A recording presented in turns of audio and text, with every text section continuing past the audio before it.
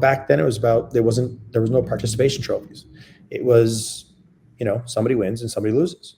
Yeah. And if you want to win, then, yeah, have fun, but see how much fun the winners are having over there. Like, you want to be that person, Yeah. then this is what you have to do. It's really great to still, in my bio on my Instagram, it says athlete.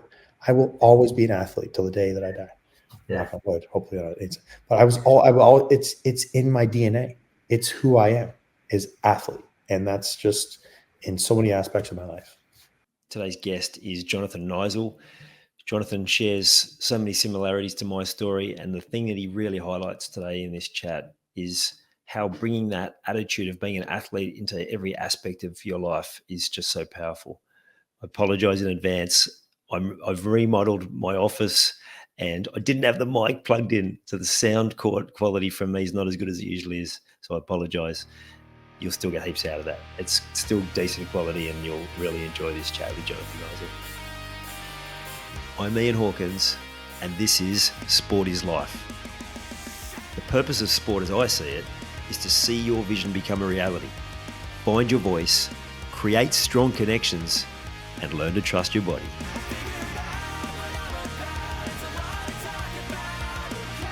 G'day, Jonathan. How are you? I'm doing great. Thank you, Ian. How are you? Really well, thank you. Like you said when we jumped on, we got the memo. We've both got our black V-necks on. Black V-necks. I mean, you can't go wrong with a black V-necks.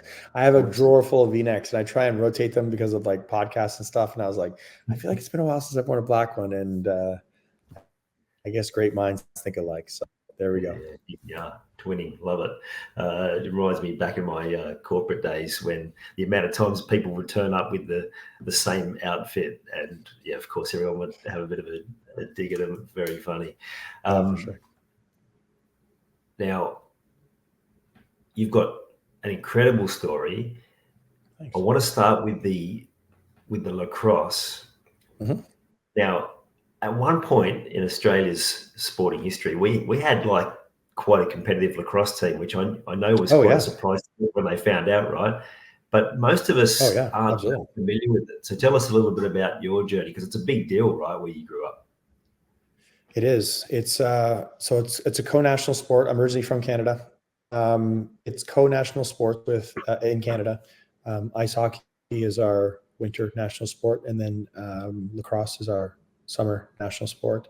It goes back to the Indigenous people, and there's a really rich history with that I can't do it justice by explaining, but it is something that is really still and respected very much within the sport, whether you're from, whether you are of Native descent or not. It's very much, like I said, respected. So it's very interesting because I grew up on a farm outside of Toronto, and both my parents had immigrated to Canada. My father just from Michigan to Canada, so not very far. My mom from Trinidad, and being in Canada, they didn't play hockey at all, but everybody else around me was playing hockey. So they're like, "You're going to do this." I remember I was young. I was on the ice crying my first time. I'm not supposed to be doing this. My dad's like, "Get out there." And it was the same thing with lacrosse, because we had back then, I mean, we had 4 channels. We had the big antenna, and we got like just the local channels. And this commercial came up, and it said, "Lacrosse, catch the fun." And my mom kind of stopped and was like, "I don't know what that is, but you're going to play that." And sure enough, a couple of weeks later, we went for sign up, and I started. I guess I probably would have been 7 or 8. Yeah, but it was wonderful. I played, picked it up pretty quickly, had a great time with it, was playing on, the travel teams and the all-star teams and all that kind of stuff. And then I had to stop playing when I got into high school, because I went to a pretty prestigious private school, and it was just too much. Like the lacrosse, we didn't have a lacrosse team at our school, and the lacrosse team I was playing with there was an hour. It was just too much. It was too demanding. And that's when I picked up and started playing cricket, and I found my love affair for cricket. I was a wicket keeper, and I have many a trophy from my cricketing days. Hang on, my mom being that's in the world. Where in North America is there a cricket league? So because it was private schools, there was a private school league and there were a lot of international students. So we had our own private school league, and like I said, all the international students from, the Australia, from the UK, from the West Indies, all that kind of stuff. And then us who just picked it up. We loved it. I still have them here. I had the Team Australia wicketkeeper gloves at the time. My mom got them for me, all green with the gold banding. I still have them. Like I was like, those are the coolest. I've got my Gun and More bat sitting over there in the corner next to my bed. I love it. Love it, actually. And I just found out that there's a cricket batting cage over here in Dallas. Like I went just last week to some cricket batting cages. It doesn't really do it justice. They've got little plastic bats but it's it's still, I was like, I have to. So you did so well there with all the terminology, but we call them nets, not cage. Yeah. I'll let you pass that one because you were very good with all the other references. It's true. It's been a while. You're right. You're right. You're very well. You're right. It's been a while since I've been in the nets. This actually my Texas buddy was saying how there's cricket batting cages, so I'm going to put that on him. But yeah, it's been a while since I picked up a bat. So I had to stop playing lacrosse from the time that I was in grade 7 until grade 11, and then grade 12 I went to a private school outside of Philadelphia, and they had lacrosse, and I was like, I used to play lacrosse. So I picked it back up, and I was playing field lacrosse now. In Canada, we play box lacrosse, which is basically just an empty ice rink, and it's much more physical. Fighting's allowed, cross-checking's allowed, slashing around. There's an old saying that I went to a fight and a lacrosse game broke out. Like it's extremely. So then I started playing field lacrosse, and I'm like, well, this is pretty fun and easy. So I became, I think the record still holds. I became the first person from that private school league to ever get selected to the all-state team for their recognition. And Pennsylvania is a pretty big lacrosse state too. Like New York, Maryland, PA, Jersey, those are all pretty big Northeastern. So you're better than average, let's say. Yeah, I guess I was. I picked up and just, like I said, there were just these massive nets, these tiny goalies. And I'm like, this is easy. From there, I got a lacrosse scholarship. I went to a Division III school just outside of Philadelphia. I stayed in the area and had a lot of fun. Had a bit too much fun. I always say I went to school for business administration, but I really went to school for lacrosse and girls. So I had a really good time. Co-ed dorms. I mean, it's like I was 17 years old. And then I took a break from it again. It wasn't until I bought a house and I moved back to the area, and I knew of a Canadian professional team that was in the area that they were part of the ranks growing up. Like, you'd kind of graduate up through the ranks and get to, finally, if you're good enough, you get to this. So I was like, okay, well, they're here. And I tried out for the team and got selected and played there for 3 years, and lots of stitches, lots of black eyes, lots of scars. It was wonderful. I mean, it was really, really wonderful. Then I was drafted to the North American Professional League, third round, I think 30 something overall. But it wasn't something that you could make money on. It was, the rookie salary cap at the time was $9,000 for 4 months, 16 games.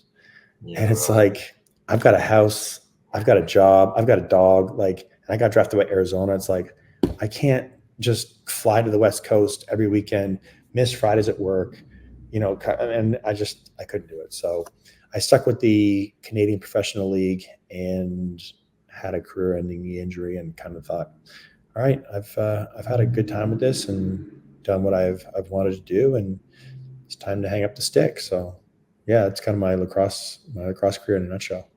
Yeah, right. Do you have? It sounds like you played and were exposed to a lot of different sports. Do you have like a really happy childhood memory that sort of comes to mind when you think about sport as a youngster?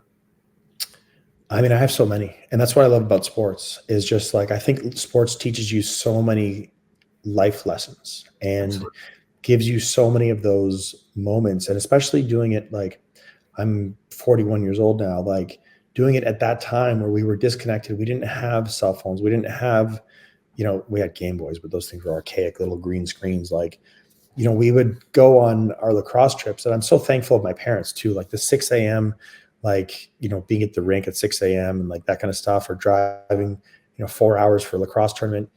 And we would just be running around in the hallways, like playing with our, if it was a hockey tournament, we'd have our little mini sticks. We'd be playing, like just being so free and carefree and fun and around your friends and that kind of stuff. And the lessons it taught me about, back then it was about, there was no participation trophies. It was, somebody wins and somebody loses. And if you want to win, then, have fun, but see how much fun the winners are having over there. Like, you want to be that person, then this is what you have to do. And it was great too, because it wasn't the same mentality as I feel it is now. Whereas if somebody's good at a sport, somebody's good at cricket, it's like year round. It's all they do. It's one dimensional. Everybody in Canada wants the next Wayne Gretzky. Everybody, in baseball wants the next, whatever. It's all they do. I would play soccer in the fall at my school. I'd put that away. I'd play hockey in the winter, put that away, don't even think about it, go into cricket season, not even think about it, and maybe do some hockey, camps in the summer.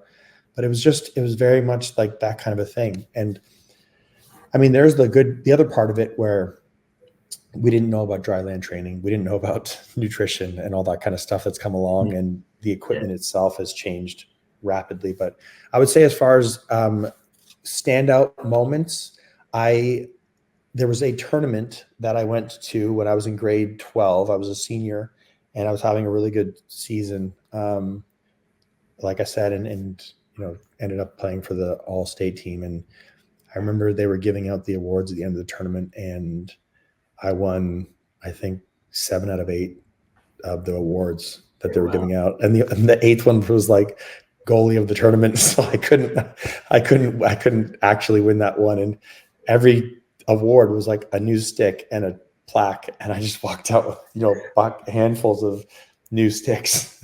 And that was pretty fun. I still give it to my friends. Yeah, right. Do you remember, like, and this might be a cultural difference, but did that feel like, it would have felt amazing, but was there any sense of unworthiness or uncomfortable with that level of success around your peers?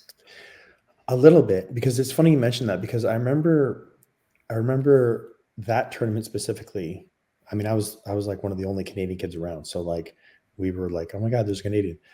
I remember my coach introduced me to this other Canadian kid and was like, oh, here, this is my Canadian kid. Meet your Canadian kid.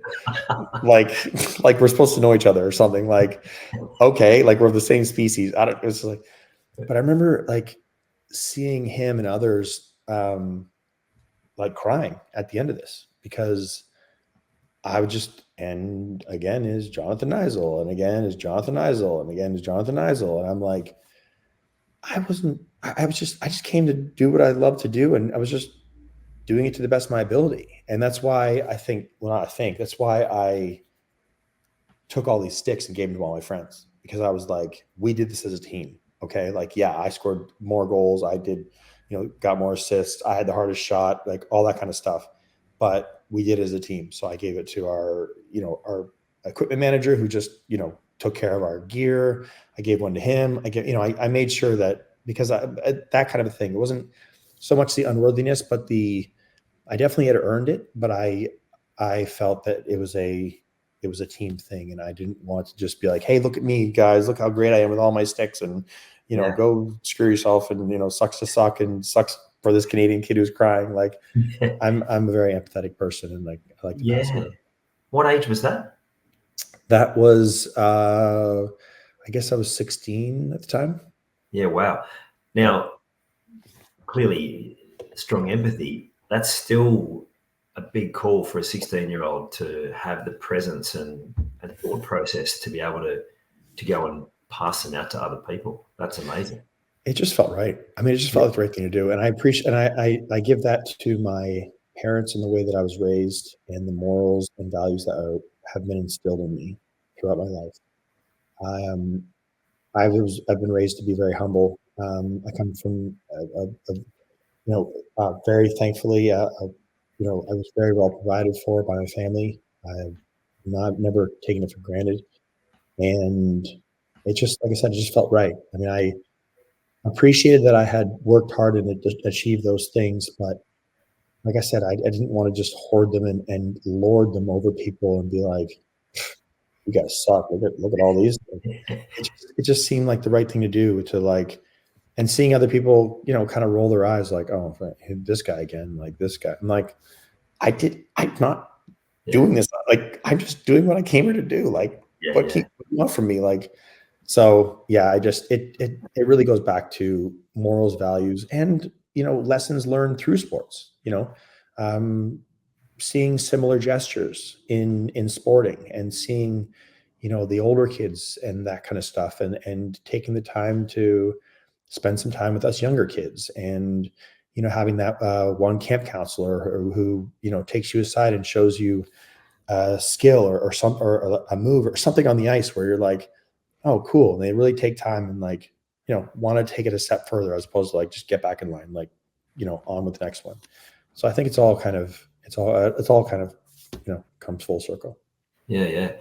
To me, sport has that ability to really highlight the good and the bad. So it really highlights that unique part of us that's really positive, but it can also bring out some of those negatives. And when you were talking about, how you were raised, I was thinking about, the good things that came out, but also for me, like ultra competitive. And that's what it was like playing cards or games or whatever with my dad or anything.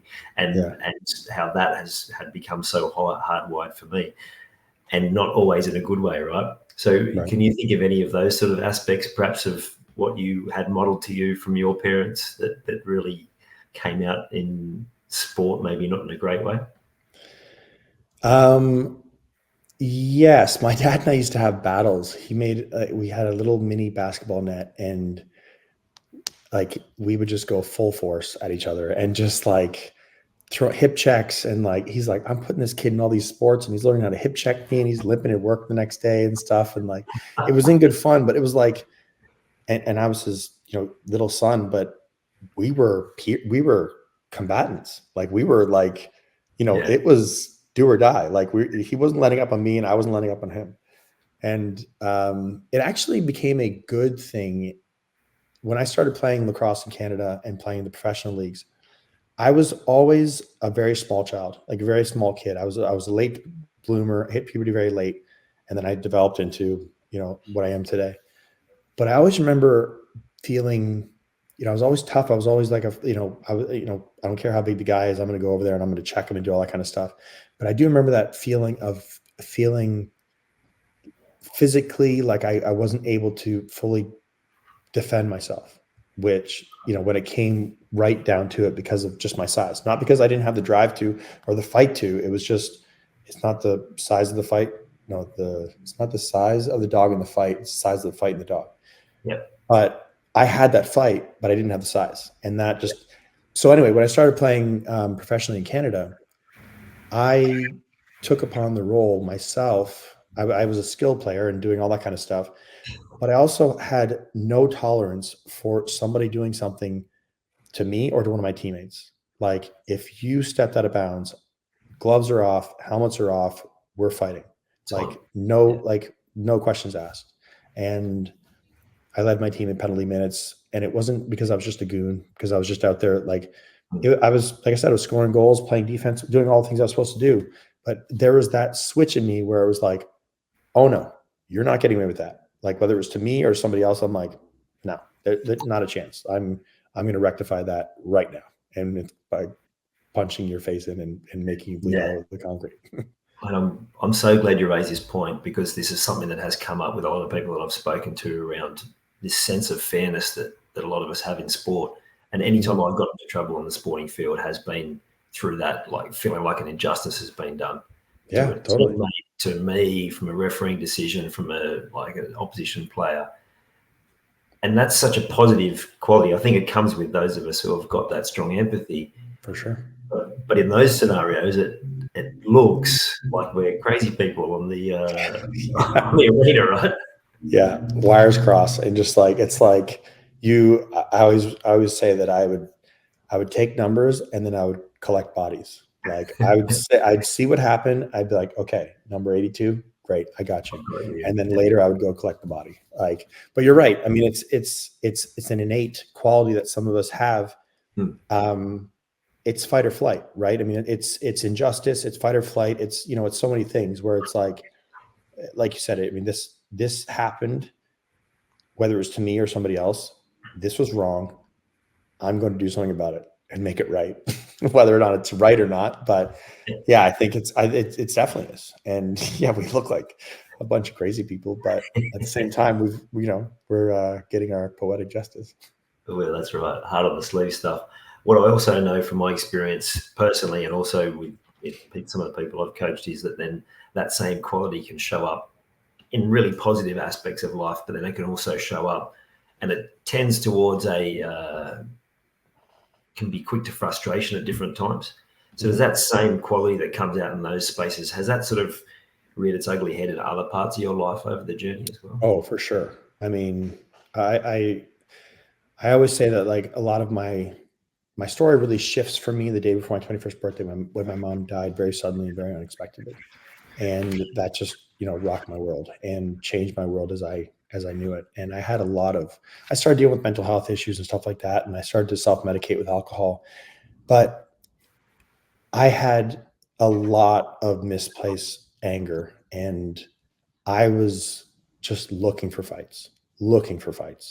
It was, yeah, I mean, it was so much of that. I mean, it was more so the mental and the heartbreak of it, but it was also that, that switch where it was like, oh, I'm hurting, I'm going to go and hurt somebody because I'm hurting. And I don't know, it took me 15 years to figure out the tools and to like really work on like why I'm actually hurting. Yep. And a lot of money and a lot of alcohol and a lot of drugs and all that kind of stuff.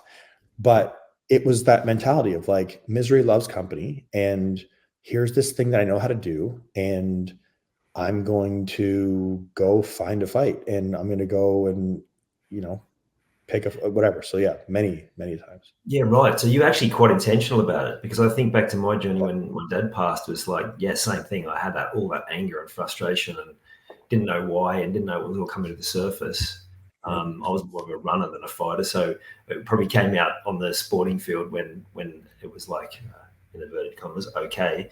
But it was definitely a problem around family settings and partner, children, all those sorts of things. For sure. So for you, it was more like intentionally like, well, I've just got to go and I'm going to pick a fight here. It was for sure like that was, but there was also the part of it where, especially when I was inebriated and when I was an alcoholic and stuff, I was quick to lose my temper, like, very quick. And I think that's what you're referring to as well. And it was definitely exacerbated by drugs and alcohol and stuff like that, where it really, because I'm a pretty even keel, just chill guy. But I've had to go through a lot of stuff to get to this point, as we do. But it was, yeah, I definitely did not know how to keep it in check.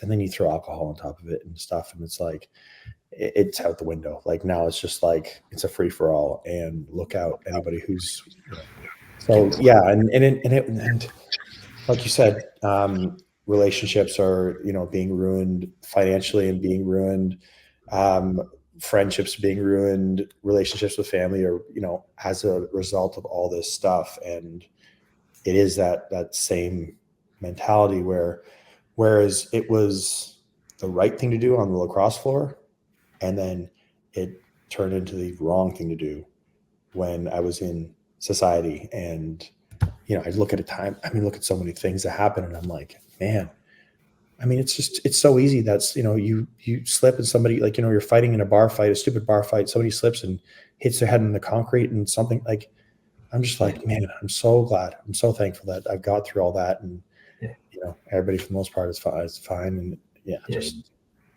but you live and learn. I wouldn't take it back. It's what I had to go through.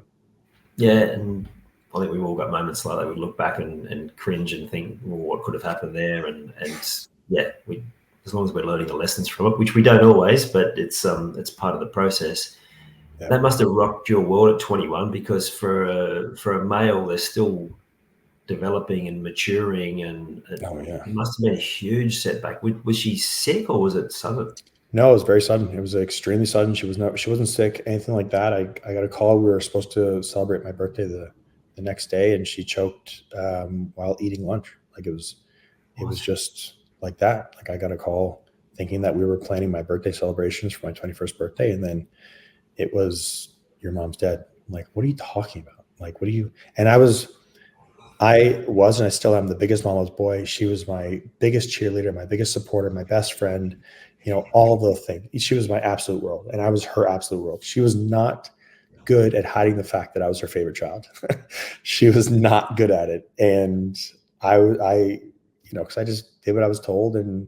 But we had an incredible bond, and yeah, it rocked my world, and I didn't know how to deal with it. And then back, 20 years ago, mental health wasn't talked about as much. So, or at all. I had never heard the words anxiety or depression. Gratefully, thankfully, because I grew up in a time where, and in a situation where I had I had my own little thing, but I had a very carefree life, for lack of a better term. And when I first started experiencing, I just thought, oh, I'm going crazy. Like nobody's ever felt this way before in their life, and I'm going crazy. And my doctor gave me some medication, but I was like, what really helps is this medication, and just drinking and drinking and drinking. And then you sober up. And like you said, it's, I'd done a bunch of dumb stuff while I was drunk. And now my dad's mad at me, and my girlfriend's mad at me, and I spent money that I wasn't supposed to be spending. And it's that constant reset. And then it's like, well, I don't want to be in this reality anymore. Back to it. And it's just a cycle, and then full blown alcoholism. And I got very, very lucky though, because I was an alcoholic for about 3 years. I knew I'd come to the realization that, okay, I'm an alcoholic, and it's got its hooks in me.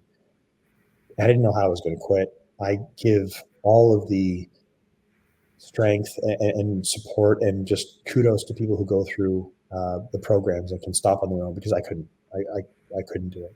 But I got very lucky, because I got a very bad case of acute pancreatitis, and it was from drinking. And I was in the hospital for just under a month. I had to have 5 blood transfusions.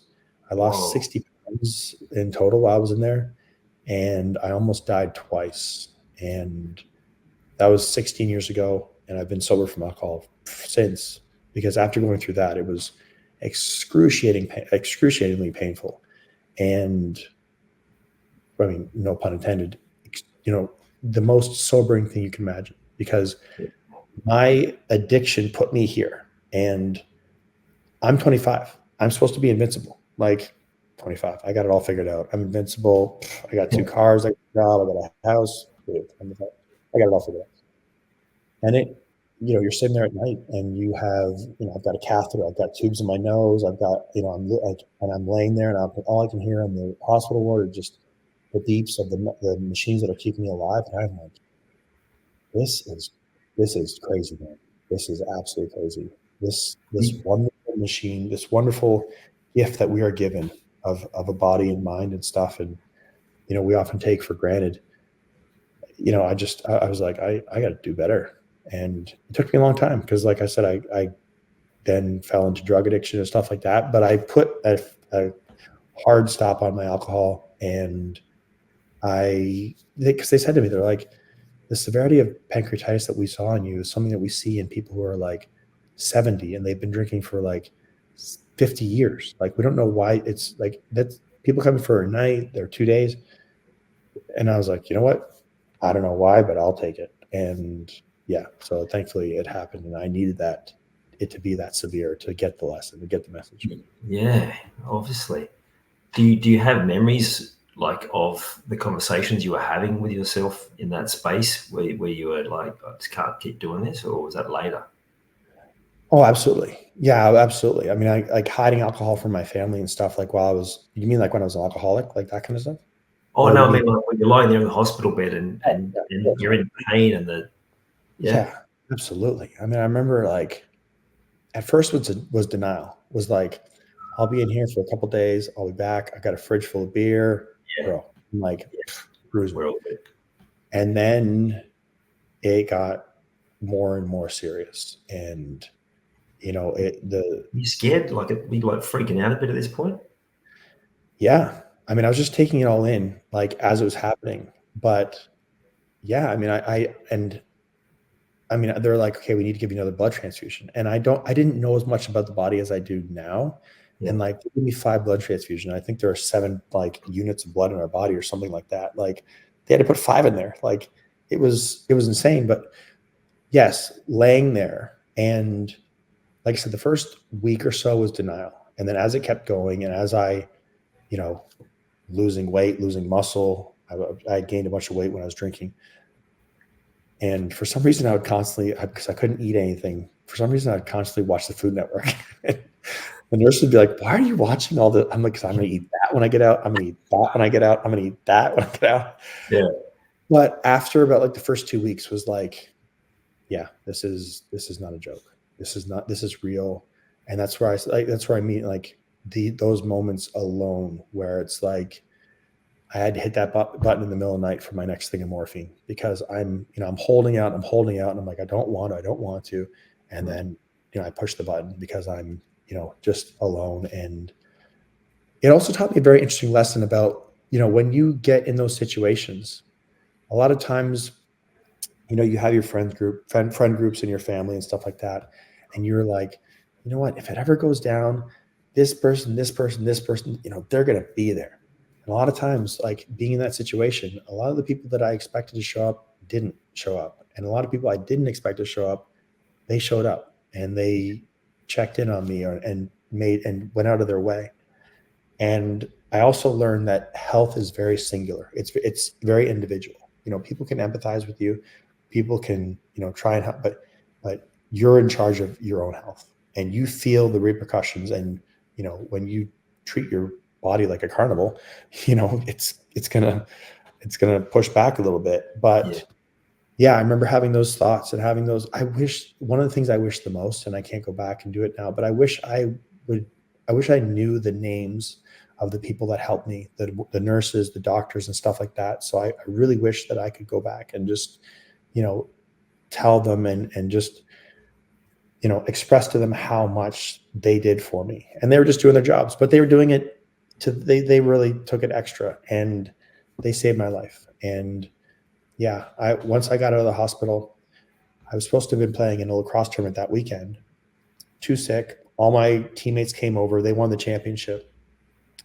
And they brought the championship trophy over and they saw me and they're like, oh my gosh, like, I just lost 60 pounds of fat and muscle. I was like, they're like, oh my gosh. And they brought me the game ball from the championship, which I still have in my bookshelf over there. Everybody signed it. It's in a case. It's one of my, most prized possessions. So cool. And I told them, I was like, look, you can grab a grocery bag and take every drop of alcohol out of this house. I was like, fill up your bag, take all the beer, take everything, just take it all out. And they're like, you sure? I was like, I am positive. What I just went through, I am never going to put myself in that situation again. And I mean, I did with other substances, but with alcohol, I was like, just take it all. After the initial shock of the fact you were giving it away, they'd have been pretty excited knowing young fellas at that age. Oh, and then I was the DD because I was like, I'm not going to sit at home and feel sorry for myself and just, sit here with my dog. Like, let's go out. Let's have fun. But I'm driving. And they're like, this is great. Yeah. But then I had to learn how to talk to girls being sober. And I had to learn like all these things of like all this stuff I'm doing ever sober. I had to learn how to, but it's wonderful. I wouldn't change it for the world. If somebody said that you can take this pill and you can drink alcohol again, I would say, get that the hell away from me. I do not want that pill. I do not a thing. Nope. Not even, like, forget about it. Yeah, it really had that big an effect. So you turned from alcohol to then into drugs. Was there another rock bottom moment that shook you out of that? How did that all unfold? Yeah, and that's the thing I always say too, is like, and a lot of addicts I talk to, and I've come to notice, like looking back at my journeys, like I've had dozens of rock bottoms, and a lot of times, like even with my drinking and stuff, like I went to our cottage for the weekend, and I would drink around my family and have beers and stuff, but I brought a cooler of 24 beers that I hid in my room, and then I would just be like, oh, I need to go to the bathroom, and I'd go and like just chug like 2 beers and then put it back in the cooler, and then go back to sitting with my beer with the family. So that was a rock bottom. And so I've had dozens of rock bottoms. And for me, my drugs were marijuana. And I know people say it's just weed, it's not that big. Dude, it put me in the exact same place that alcohol did.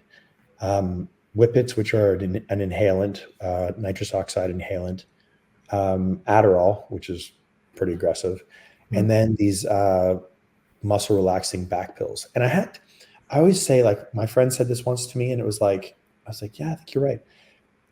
The universe was showing me that each one of these things was not good for me, and I had to catch the lesson. Like, marijuana started to hurt, like, whereas I could just sit down and watch cartoons for 8 hours, it started to put me in a very paranoid and very like uncomfortable state. And I was like, I started my fitness business. And I was like, well, I don't like this, so I'm done with that. I had a rock bottom moment with the nitrous, and they come in these little cartridges. You inhale them. It lasts for 30 seconds. It's like getting a very intense head rush where everything's kind of going in. Sometimes you'll pass out. I remember after I got 300 of them just to do myself. And I wasn't a partier when I was doing my substances. I was very insular. I was very much just like, I'd go out, everything looks great. Everybody like, there's Jonathan, the model, the athlete. And then I go home, and once I got in those four walls where, my thoughts and, I had to be alone with myself, that's where it happened. Anyway, I got 300 of them. I got halfway through them, and I just broke down, and I was like, I can't do this. I can't. I just threw everything out. Same thing with Adderall. I'd be going on, I'd be awake for, 3 to 5 days at a time. Like, literally. That's what they give to people with ADHD, isn't it? Yeah. Yeah. So I was like, I've never been diagnosed with ADHD. I was tested when I was young, but they're like, your son just loves sports. Like, he can focus all he wants. He just would rather be playing hockey or chasing a tennis ball. Like, we've done all the tests. And I remember I was so mad too, because to do the tests, I had to miss gym class. That's when they'd be going to gym, and I'd be like, man, but I found out later in life, I was like, oh, Adderall, you can be productive. You can lean out, which is great for modeling. It gives you energy and focus. I was like, sign me up. So I went to my doctor, told him I had ADHD, and he wrote me a script. And like I said, I'd be up for like 4 or 5 days at a time, and everything.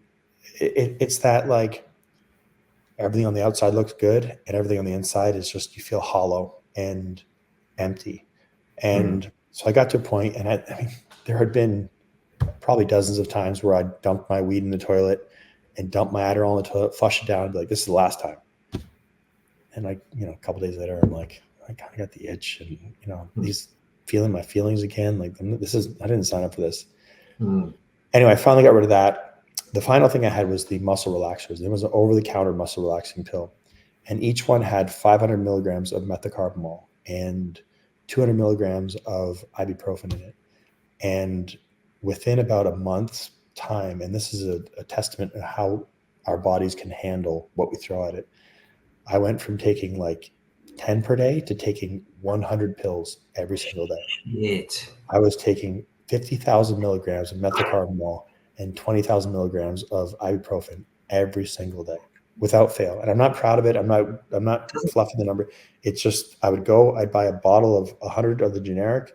I would just dump, 35, 40 of them, put it in, chug them down, and, either get high for a few hours or, yeah, it was bad. Doesn't that shit eat away your stomach as well, ibuprofen? Well, yes, it does. And I found that I was getting very lightheaded. I found that I didn't have any, I was losing my strength and my motivation. I thought I was just being a wimp. I thought I was just needed to suck it up. I was losing a lot of weight. I wasn't seeing any signs of anything besides, the lightheadedness, the fainting spells, starting to faint and stuff. And now I'm freaking out thinking that I'm going to be behind the wheel and I'm going to pass out and take somebody else out. Like, I that's the last thing I want. I'm doing this to myself, but I never want to like hurt somebody else. And yeah, I finally got to a point where I was supposed to go to a shoot one morning. I was brushing my teeth and I couldn't hold my body weight. My knees were buckling. Like I couldn't stand up. I called my agency. I'm like, I can't go to this shoot. I'm going to the ER. And I had a major intestinal ulcer that was it just burned a hole in my stomach because yeah, I mean, like taking 8 ibuprofens a day, and I was taking 20,000 milligrams every single day for probably 6 months. I think I was in that period, and I don't know how I'm still alive. That's why I'm so grateful to have gotten through those things, and yeah, just to be here and to fight through it. And this is where it all comes back to, I think, athletics, because I got to the point where I was like, okay, I'm 35 years old now. I've been doing this plan for the better part of 15 years. It's not working. I need to do something different, something drastically different. Either I graduate to the next level of drugs, which is like coke, heroin, and all these like prescription painkillers, or I battle the way that I battled on the field, and I battled, and I reclaim, or for the first time in my life, I claim and learn how to be a sober, functioning adult. And I went to therapy. And because for years, therapy's for wimps. I don't have the money. I don't have the time. I had money and time for drugs. Yeah. And all these things. But I was like, I need to do something different. And things got a lot harder before they got easier, because now all of these little compartmentalized boxes of trauma that I put away and nicely tucked away, they just went, whew. And I didn't have a substance to numb myself out. But with that athlete's mentality, and I also say that farm boy mentality of, it's 46 degrees and we've got practice and we're going to run sprints and stuff. It's like, okay, that's what we have to do.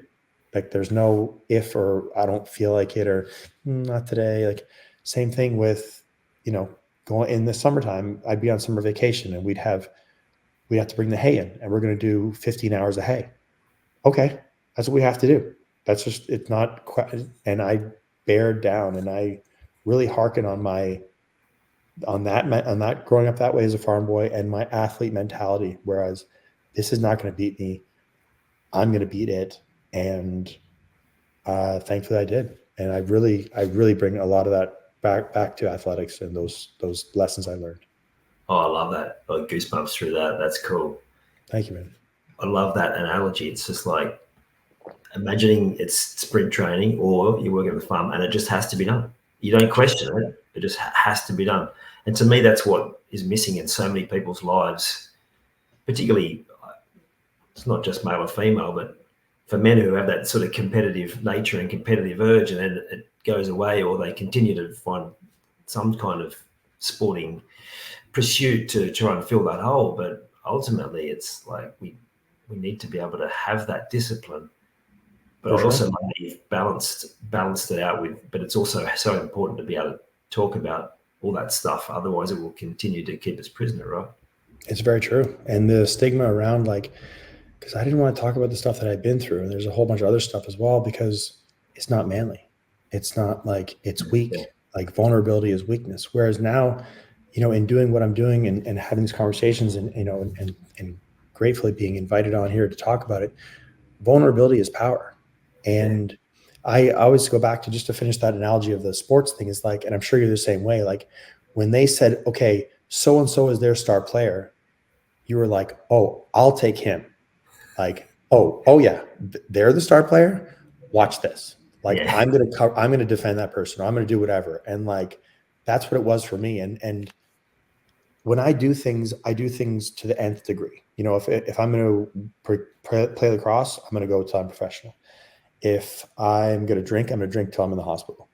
And it's one of my greatest assets and one of my worst assets, and something I've had to learn how to balance out. But I always loved that challenge of like they knew they could call on Niziol because, you know, I'm going to like go that much harder and to defeat this opponent or enemy. And this is what I had to do with my mental health, was go that much harder to defeat this. And it was all in here and all in here. But that's the mentality I had, where I was going against that opponent. I was going against that competitor. I was like, you're not going to beat me. There are so many times where I thought, okay, I give up. Like I'm not going to make it. I'm not going to live a normal life again. I'm not going to ever, I've resigned to the fact that I'm going to be like this. And I was like, nope, that's not who I am. That's not. Push that garbage out of here. That's not who I am. That's not who I was raised to be. That's not who I am. I've been throughout my life. That's not it. And the same thing, and I just think sports are so important, and you can translate that to so many aspects of your life. You know, the lessons we learn in sports, whether it be work or being, you know, with your family and, you know, that kind of thing, and you know, channel in different ways, but take those lessons that we've learned and put them towards, you know, your life and in a positive way. And I just think it's wonderful. And yeah, it's really important for men to talk about it, but it's really great to still, you know, in my bio on my Instagram, it says athlete. I will always be an athlete till the day that I die. Yeah. Hopefully not. But it's in my DNA. It's who I am, is athlete. And that's just in so many aspects of my life.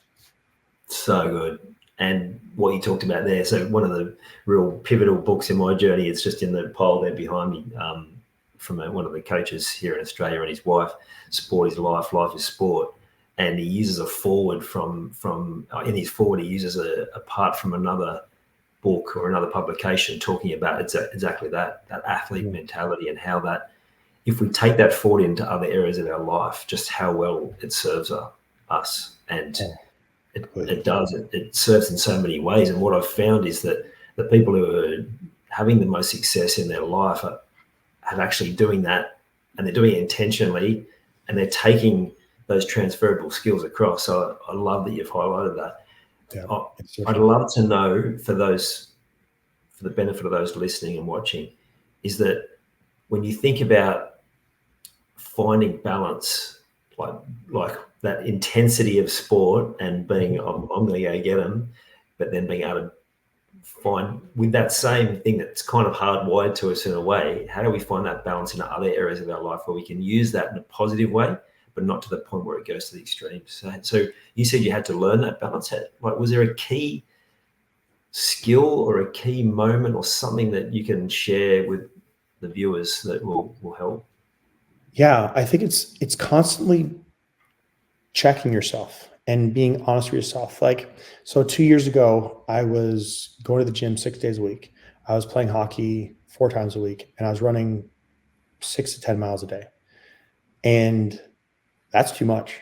That's excessive. That's my addictive, you know, at my addictive personality. And that's not balance.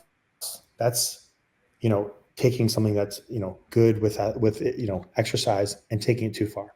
And my knees are starting to feel it and stuff. So it took me a while to figure it out, but I was like, okay, I need to check myself and really like be honest with myself. And like, going to the gym 6 days a week and playing 4 games of hockey a week is enough. We can cut the running part out. Like we can do that.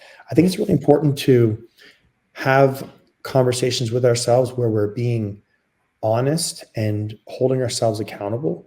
But I also think it's really important, and something that I've learned throughout my journey, that it's important to lead with grace, with whether it be in society, but especially with ourselves, and forgiveness. And, you know, like I said, yeah, I spent all these years drinking and doing drugs and stuff, but you know what? I was trying.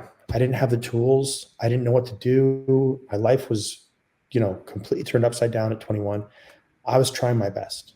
I can't go back and change the time. I can't go back and get that money back. I was trying. I learned, but thankfully I learned the lessons along the way.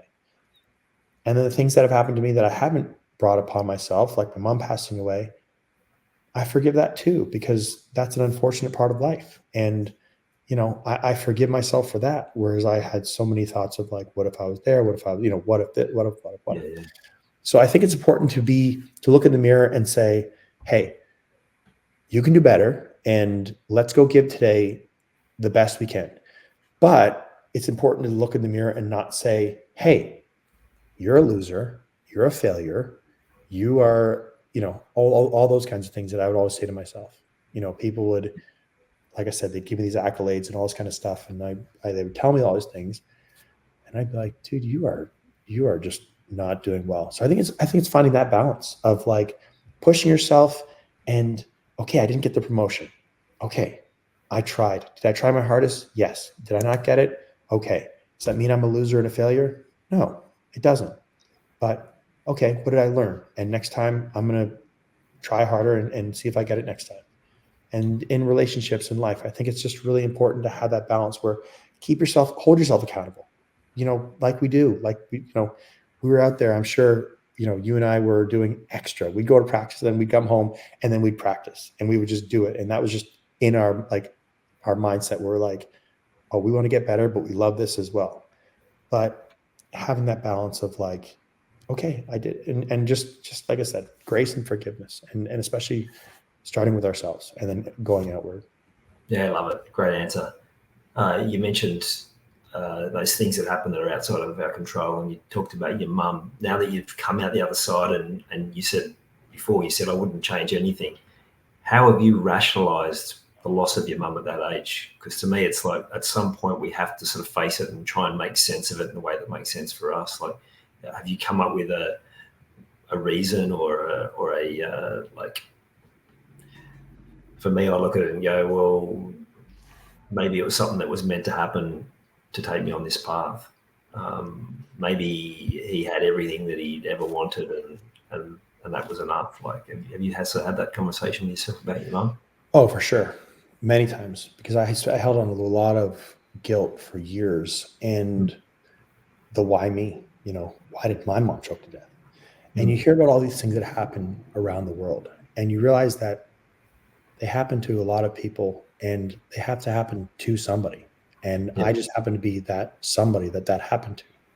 And that's okay. I mean, it's awful, and it's the worst thing that's ever happened to me, but it's also okay, because like I said, I can't change it, and I can't go back and I can't put my life back to the way it was before then.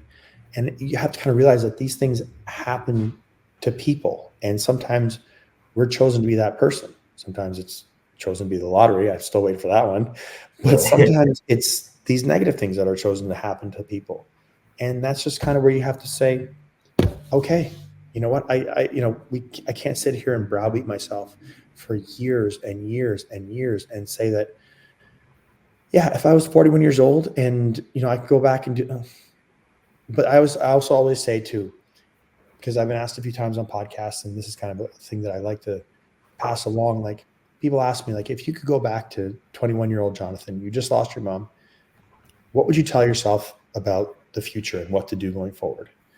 And honestly, I wouldn't change anything. I wouldn't say don't drink. I wouldn't say don't do drugs. I wouldn't say don't do. I would just say, listen, things are going to be hard, and there are going to be a lot of good times. There are going to be a lot of really, really tough times. And just know that you are going to get through it. Just know it's going to take a long time, and you're going to make a lot of mistakes. Like I said, a lot of great things are going to happen too, but just know that you're going to come out the other side, because I spent the better part of a decade thinking that I'm never going to come out of this. I'm never going to ever be.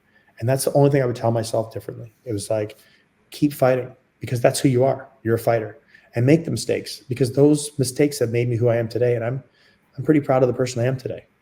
And I stand by my mistakes, because we're all human. There's never been a perfect person to walk the earth, and there never, ever will be. Yeah. And I wouldn't take them back, because I got a lot of great stories and a lot of life experience. But that's exactly, I would just say you're going to make it through, because those are the darkest times. And that's why I'm doing what I'm doing now, and talking to people and trying to, continue to learn and grow. Like, from our conversation, there's a lot I'm going to take from this, and then just, meeting somebody like yourself and having these conversations. but it's also very cathartic for me to get it out, and then to let somebody else who, you know, is in that situation and feels alone and feels like I'm never going to be worthy or worth it or get through it.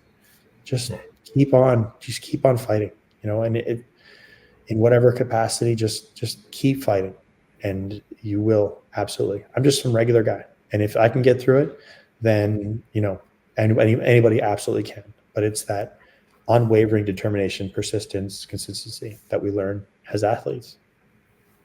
So good. And if there's any sentence that's going to sum up what this podcast wanted to be about, it's that. It's like everyday people overcoming challenges, and if you can do it, then anyone can do it. Mate, that's awesome, Jonathan. Yeah. You mentioned the stories. My daughter was listening to a song this morning, which I straight away was drawn to. It's like 100 bad days means 100 great stories. Yeah, that's true. It's so true, right? We can put a positive spin on anything. What I love is that you've shared these stories, but you've also given us the lessons and how you overcome them. There's so many areas of your story we still haven't touched. One area I want to dive into is modeling. Mm-hmm. And I want to ask it this way.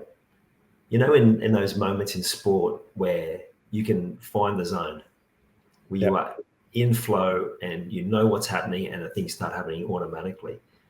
When you're modeling, do you have days like that as well, where it's just like, tell us a bit about that. Absolutely. So I think one of the reasons that I've been so successful in modeling and stuff is because I look at it as a business, first of all, and I take it very seriously.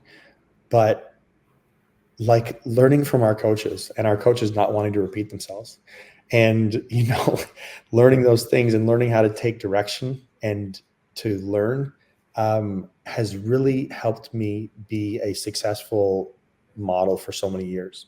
Because when you're on set, they want somebody who is going to show up the way that they're supposed to show up. You know, like we have our pictures on a portfolio, and if you show up 20 pounds overweight or underweight or whatever, or, you know, whatever, somebody's going to show up the way they want to show up. Also, somebody who knows how to model and knows how to take direction and is going to get the job done. But also somebody who's good to be around and a pleasure. You know, some people just sit there on their phone and just wait until it's like time to shoot again. It's like, oh, we're shooting again? Okay. Yeah, just 1 sec. I just have to check my Twitter feed. You know, like that kind of stuff. And also, like, I mean, try not to get too robotic with it, but it's also at times like, you know, you do have to get like a little bit with it and grind out. And, you know, sometimes I'll have like 8, 10, 12 hour, 14-hour days where I'm just like burning through stuff. And again, that's the mentality of like, this is what I have to do. It's my job. You know, it could be a lot worse. I could be digging ditches somewhere. I could be, you know, there are many millions and billions of incredible people who do very hard work. And I have all the respect in the world for them, you know, for doing that. But there's definitely one story where my first fashion show I did was Cape Town Fashion Week, and, you know, hundreds of people in the crowd. And this is my first fashion show, and I'm getting the butterflies, like pre-game butterflies. You know, they're starting to like, and I'm like, I don't know if I can do this. Can I do this? I don't know if I can do this. Big long runway too, like one of the probably second longest of all the fashion shows I've done, but a big long runway. Yeah. And my second look was just a pair of tighty whities, just a pair of briefs. And I'm like, okay, like, you know, you're just like, it's like game time, you know, it's like the pregame jitters, you know, it's like, you know, and then I'm next up and I'm watching like the people in front of me going out. And it's like, okay, it's coming to me. And then just going out there and then just boom, just hitting the zone and just being like, this is it. And just, you know, walking it and owning it. And, you know, just that great kind of anxiety that makes you feel alive. You know, a lot of anxiety that we talk about is negative because anxiety is a horrible thing to go through and to deal with. But there's also good anxiety that we think is negative because we're told that it's a bad thing, but it also makes you feel alive. And it like, it, you know, it's that kind of that rush where you're like, I'm so nervous right now. My palms are sweating. I got to walk out here. Like, this is most people's nightmare, like walking in front of hundreds of people in their underwear. And I'm like, I got to go do it. And I get out there and the crowd starts cheering. And I'm like, oh, I can do this. I can do anything I put my mind to. So that's that's definitely one of those situations where it was like, it was game time, man. And yeah, it was awesome. It was awesome.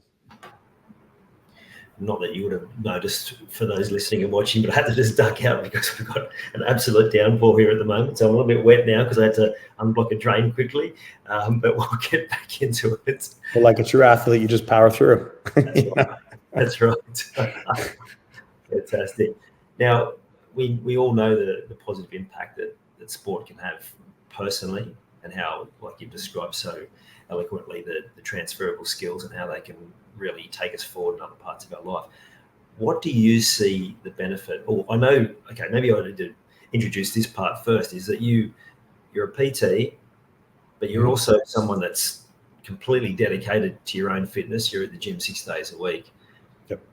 What do you see as the positive impact that athletic prowess can have, not just at a individual level, but a community level, and how we can ripple that positive message out through our athletic pursuits?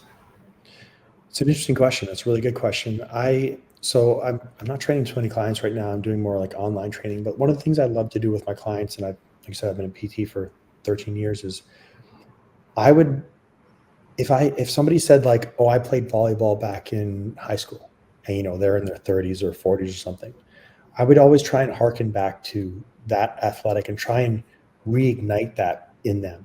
Even if it was just like, oh, yeah, I played a couple of years of soccer when I would like, oh, great. And I'd really like try and you'd see people really come out of their shells again, and to really, really enjoy. And I would try to I would always make that connection and really like bring people kind of full circle. And you just see that, that carefree, but that competitive, but that like dedication, that kind of stuff, where it kind of puts them back into that. And, like I talk about, remember when you were playing volleyball and you had to like quickly move from here to here, like, let's practice moving, like, let's get you moving like laterally. Let's get you doing that kind of stuff, and just, really do that kind of stuff. And for me personally, it's something I have to be cognizant of. Like I said, I go to the gym 6 days a week because I know that I'll go 7 days a week. And, I go for a couple hours a day because I go like 6 hours a day. And again, having to like just keep that to myself. I go there, I'm going there to, I have my friends, I say hi, and I love meeting people and helping people and stuff like that, but I'm going there with a purpose. And my purpose is, and that's what I love about the gym. I love seeing everybody there who is just, I don't care if it's your first day, your 100th day, you're training for a show. I don't care if you're a professional athlete. I don't care if you're whatever, how much you weigh, whatever. I love that everybody's just there, and they're there because they're trying to work on themselves and take better care and consciously make an effort to take better care of their health and their bodies. I love it. I love seeing everybody at the gym. People, I can't stand, I made a video about it on my Instagram, like before New Year's, all, the people with a negative attitude, like, oh, here come the resolutioners, or it's going to be packed in here. I'm like, so what, man? Like, look at these people some are going to fall off in February. Some are going to fall off in March. Some people are going to pick it up and they're going to go with it and run with it for life. And I'm all here for it. Like, get in here. I'm all for it. Like, this is all of our space. So I for myself, like I said before, I hold myself to a high standard. If I've had, I play Friday, Saturday, Sunday hockey games. By Monday, I go to the gym, but I'm a little bit drained. So, if I'm not lifting as much or don't have it as much, then I listen to my body and I'll pedal back. But I go there with a purpose, and I just love seeing people at the gym, like all types of people, and doing any kind of athletics. I think it's a great thing to do. I love that. And the community aspect, and people coming together and finding a common cause or a common purpose. That's fantastic. You mentioned that sense of being in flow, and what you pointed out was that flow for you was very unique around your individual makeup and how you are wired. That just really something that struck me. So I thank you for sharing that, because that's something, when I look at flow away from the sporting field, it is very much through that lens of how do you what is it that you do that you just do so effortlessly well around your unique personality? But actually linking the two, haven't been able to do that until you talked about it then. It's like, if we show up in sport when we're at our best, how we show up in life when we're at our best. So what is going on for you when you're at your best? So for years, is it too dark? Should I turn the light on? I want to just, because it's starting to get dark here. I was using natural light, but does everything look good on your end before I? It's fine. It's up to you. You can. Okay, as long as it's good. So for years, I would do what I thought would make me happy in the moment. And that was drugs, alcohol, and stuff like that. And then I had a lot of those moments where I would sit down with myself and I'd physically make lists of what makes me happy in the moment and what makes me happy, like genuinely happy. And that's spending time with my family and, being a person that people can count on and being reliable and being that kind of, and not just the instant gratification part of it, the, working hard and I respect everybody. They can do as they want with their bodies. I have never and will never put anything illegal in my body to cut corners, because I feel like there's always consequences and repercussions of cutting those corners. Yeah. And with how hard I've worked on my mental health and how hard I'm still working on it, I will not do anything that will compromise my mental health or my physical health. Having almost lost it from the inside out, I take care of my body from the inside, and what happens on the outside is just a byproduct of that. I'm taking my vitamins, I'm eating certain things, I'm doing all those things, I'm working out to do that from the inside. And then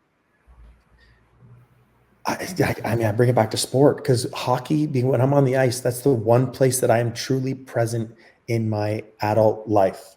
Because if I'm thinking about tax days coming up, well, the puck's over there and they've already skated past me and I'm just sitting there like a, bump on a log, and I'm not like, you have to be physically so ingrained in the sport, in the game. Yeah. I think that's an important thing. It's a hard thing to do though. Even when you go to the gym now, we've got these things buzzing and we've got I've got an email from my agency and I got to get back to this and I can't forget to do that. So it's a very hard thing to practice, but I think it's having that direct idea and understanding of what you're doing it and doing it with a purpose. Love it. And I really love how you highlight a lot of the presence, because that is something that's definitely escapes people in their day-to-day life. And so hard. Yeah. So. But relating it back to, you've got to focus on the ball, you've got to focus on the game, you've got to focus on your part. That's a great analogy that people can take forward the rest of their life. So good. And that's what we have to do every day, right? Is focus on what happens. I mean, we're going to have ups and downs. It's not all sunshine and rainbows.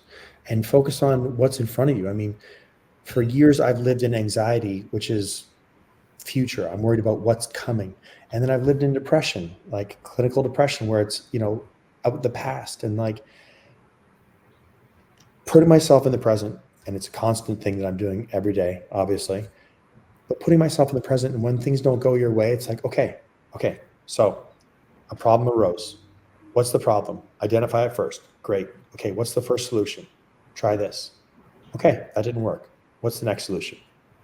Okay. That didn't work. And keep going until the one works, because just sitting there, worrying's like a rocking chair. It gives you something to do, but it gets you nowhere. I mean, it's really going to and I really try and keep myself in the present with relationships, with work, with my health, all aspects of my life. I really, really, really try to keep myself in the present with everything.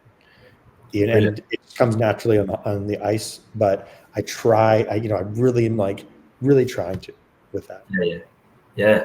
And what I took from that is what you were describing then. It's problem solving. We do that in sport all the time. Whether it's like our shooting or golf swing or whatever, we go, oh, that didn't quite work. What can we tweak? And it's like all the time. How often do we not do that? We don't take the time to problem solve. We don't take the time to analyze what's going on for us in those areas. So that is such a great point. Thank you. Yeah, it's so true. It's so true. Because like I said, we go back and we figure it out. We do reps. We take 100 shots, or we do whatever it is. We just we beat it into our so it becomes second nature, and we just go and practice and keep doing the same, keep repeating the same thing with a purpose. It's not the definition of insanity where you're doing the same thing, expecting a different outcome. You're doing the same thing to, hone your skills and to create a different outcome. It's that purposeful, like, that's the athlete's mentality. Put your head down and let's go. We've got 6 more sprints to go. Thirsty? Yeah. Tired? Yeah. Legs about to fall off? Yeah. You going to do it? Heck yeah. Yeah. It's Love like, it. yeah, Love it. we're absolutely. Now, I talk a lot about helping people to overcome their self-doubt and to be able to maximize their self-belief.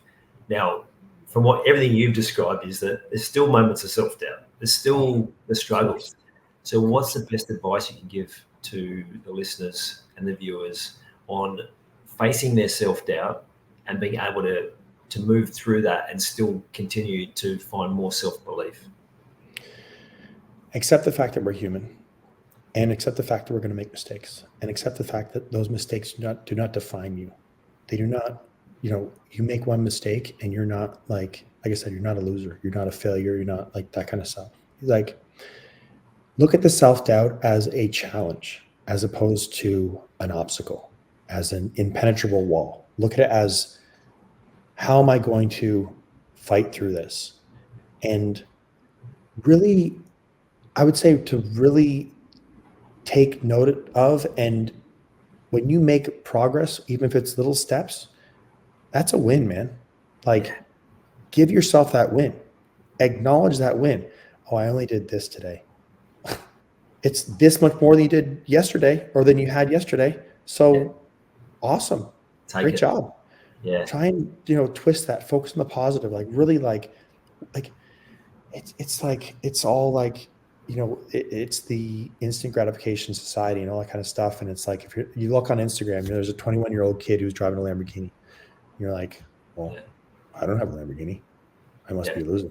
It's like, no, forget all, like, push that stuff out of your mind, focus on yourself, focus on your own, whatever. But really do acknowledge, like, self-doubt is the thing, and it's the thing that I experience all the time. But I have to snap myself out of it. And I do that by saying, oh, I can do this. And when something makes me feel, when I'm presented with a challenge, like, for instance, like a couple of years ago, I was asked to do a live television spot for a local news thing. And I hadn't done live TV in a while. And when my agency said it, it kind of gave me the butterflies. And that's exactly when I said, yes, I will absolutely be there. I will do it. Sign me up. Done. Because if it gives me those butterflies and it's something that I know I need to do, then I'm there. If somebody says, hey, there are 10 rattlesnakes outside, do you want to go play with them? Well, no, I'm going to take the butterflies and run the opposite way. But if it's something that I know I have to do and I can absolutely do, and I get that little bit of self-doubt and that little bit of anxiety where I'm like, I don't even give myself time for it. I'm like, yep, I'll be there. Absolutely. Let's do it. I have to. It's just, it's something I've learned about myself, that I have to do that. Brilliant. So self-doubt, but it's something you have to do. You act anyway. Yes, absolutely. Absolutely. And it's for the betterment. And again, it's not taking, silly risks or putting yourself into dangerous situations, but it's those things where you're faced with, and it's like, it's the fear of the unknown. It's life outside of our comfort zone. Life happens outside of our comfort zone. We get in our comfort zone and we're just, we're zoned in, and everything's like nice and comfy and it's cozy. And we're like right here, and it's, it's everything, every day is the same, and we eat the same thing. We do great. That's all fine. But we're not experiencing life, and we're not seeing what we're really capable of. We're not really testing ourselves to see, oh, I can do this. I can really I can do anything I put my mind to. And I think that's a really important thing to test it. Because I lived decades almost in my comfort zone. Drugs, alcohol, routine. That was it. Just lived in it. And yeah, we have to push ourselves outside of it in a smart way. And that's for everybody to decide what their comfort zone is and how they push themselves. But I think it's too important. I think it's way too important. Well said. Jonathan, I really enjoyed this chat. From the moment we turned up with the same shirt on to how much of our stories intertwine in terms of what we've been through and how we've dealt with it, and that's sporting side of our life. It's really cool when you meet someone that has that familiarity about them, and we can share such great stories.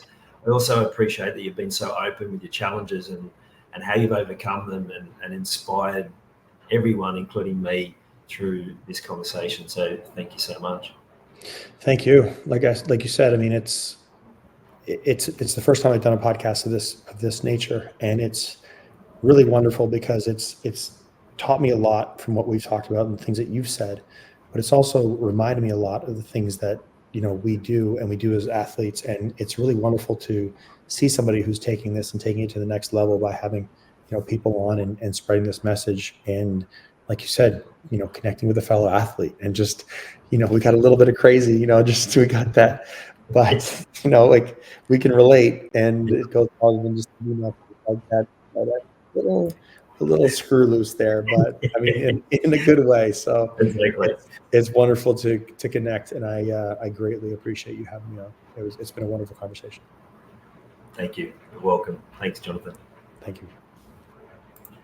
To me, even though you've only met someone, when your conversation feels like you're on the same page as the person you're speaking to, it's always good. And that was definitely the case for that chat with Jonathan. I hope you enjoyed it.